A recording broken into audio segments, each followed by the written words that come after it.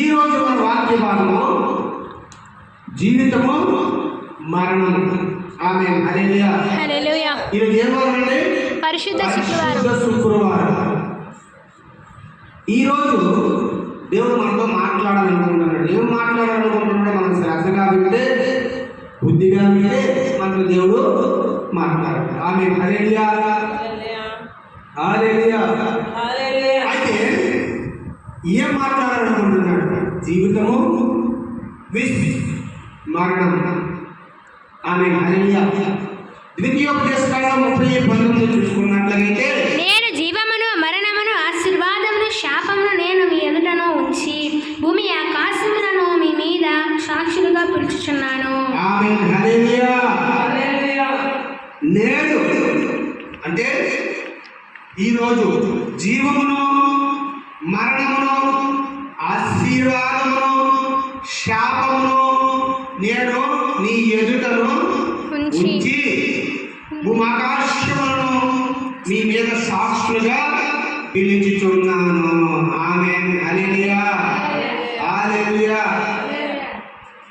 అయితే మనం ఇప్పుడు చూసుకున్నట్లయితే జీవితం ద్వితీయోపదేశకాండం 30:20 చూసుకున్నట్లయితే, నీ పితరులైన అబ్రహాము ఇస్సాకు యాకోబులకు ఆయన ప్రమాణము చేసిన దేశములో మీరు నివసించినట్లు యెహోవాయే నీ ప్రాణమునకు నీ దీర్ఘాయుష్కును మూలమై ఉన్నాడు. కాబట్టి నీవును నీ సంతానమును బ్రతుకుచు నీ ప్రాణమునకు మూలమైన నీ దేవుడైన యెహోవాను ప్రేమించి ఆయన వాక్యమును విని ఆయనను హత్తుకొనున్నట్లును జీవమును కోరుకొనుడి.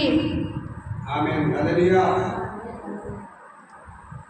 నీ మీద నీ దేవుడు నీ పితరులైన అబ్రహాము ఇస్సాకు యాకోబులకు ఆయన ప్రమాణము చేసిన దేశంలో మీరు నివసించినట్లు. ఏ దేశం అంటే ఇస్తారని ప్రమాణం చేసిన దేవుడు? పాలు తేనెలు ప్రవహించే కానాను దేశం. ఆమేన్. హల్లెలూయా. ప్రమాణము చేసిన దేశంలో మీరు నివసించినట్లు యెహోవాయే నీ ప్రాణములకు నీ దీర్ఘాయుష్కునకు మూలమైన ఉన్నాడు. కాబట్టి నీవును నీ సంతానముకు బ్రతుకుచు నీ ప్రాణములకు మూలమైన నీ దేవుడైన యెహోవాను ప్రేమించు ఆయన వాక్యమును విని ఆయనను హత్తుకొనున్నట్లు జీవమును కోరుకొనుడి. ఆమేన్. హల్లెలూయా. ఇక్కడ దేవుని మాట విని ఆయనను ప్రేమించడం జీవ మార్గము. ఆమేన్. హల్లెలూయా. దేవుడి మాట మనం వింటే, ఆయన ప్రేమించినట్లయితే మనకి జీవ మార్గం అంటే బ్రతికే మార్గం. ఆమేన్. హల్లెలూయా. జీవ మార్గం. నీకు ఇక్కడ చావు ఉండదు, కానీ అక్కడ నీకు చావు ఉండదు. నీవు సజీవ లెక్కల్లో ఉంటావు. ఆమేన్. హల్లెలూయా. జీవ మార్గము అంటే పరలోక రాజ్యం. అక్కడ ఏడుపులు ఉండవు, పండ్లు కొరుకులు ఉండవు, అంత సంతోషము, అంత ఆనందమే జీవ మార్గం. ఆమేన్. హల్లెలూయా. అయితే మరణ మార్గం చూద్దాం. ద్వితీయోపదేశకాండం 17:18.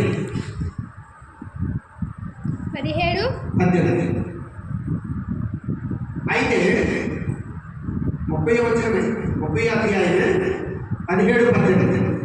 అయితే నీ హృదయము తిరిగిపోయి నీవు విననొల్లక ఇవ్వబడిన వాడివై అన్ని దేవతలకు నమస్కరించి పూజించిన యెడల మీరు నిశ్చయముగా నశించిపోవదుననియు స్వాధీనపరచుకుంటకును యోర్దానును దాటిపోవచ్చున్న దేశంలో మీరు అనేక దినములు ఉండరానియు నేను నీకు తెలియజేయుచున్నాను. ఆమేన్. హల్లెలూయా. అయితే నీ హృదయము తిరిగిపోయి నీవు విననొల్లగా. చాలా మంది చూడండి, చర్చికి వెళ్తారు కానీ మనసు అంతా వేరే దగ్గర ఉంటుంది. ఇక్కడ ఆత్మ మాత్రమే ఉంటుంది, మనసు ఎక్కడో ఉంటుంది. ఆమె హల్లెలూయా. అలాగా నీ హృదయము తిరిగిపోయి నీవు విననల్లగా నువ్వు ఎప్పుడైతే దేవుడి మాటలు వినకుండా ఉంటావో, ఇవ్వబడిన వాడివై అన్య దేవతలకు నమస్కరించి పూజించిన ఎడలా, ఆమె హల్లెలూయా. దేవుడు ఏమన్నాడండి? నీ దేవుడైన యెహోవా ఒక్కడే, ఆయన తప్ప వేరే దేవుడు లేడు. ఎందుకంటే ఆయనే దేవుడు. ఎందుకు ఆయనే దేవుడు అంటే, నీ కోసం నా కోసం మరణించిన వారు ఎవరు కూడా లేరు. నీకు ఉరి శిక్ష పడ్డారు. ఒక తండ్రి కొడుకులో ఉన్నారు. ఆ కొడుకు ఏదో తప్పు చేశాడు, ఆ తప్పుకి ఉరి శిక్ష పడ్డాడు. ఆ తప్పుకు ఉరి శిక్ష పడితే ఆ తండ్రి ఉరి మీద ఎక్కుతాడా? కొడుకు బదులు ఎక్కుతాడా? తల్లి ఎక్కుతాడా? అన్నదమ్ముడు ఎక్కుతాడా? భార్య ఎక్కుతాడా? కొడుకు ఎక్కుతాడా? ఎవరు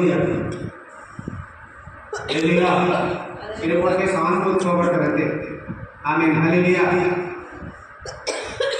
ఇంతకుముందు కరోనా వచ్చింది. ఆ కరోనాలో చూడండి ఎంతో మంది చనిపోయారు.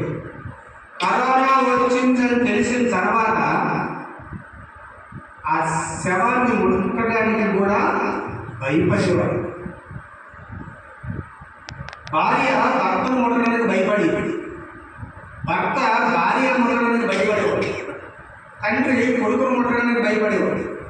కొడుకు తండ్రి ముట్టడానికి భయపడేవాడు. అవునా కాదు? అల్లాంటి దూరం నుండి చూసేవారు.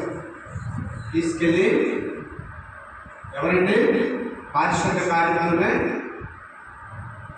కార్మికులే పూడ్చిపెట్టేవారు.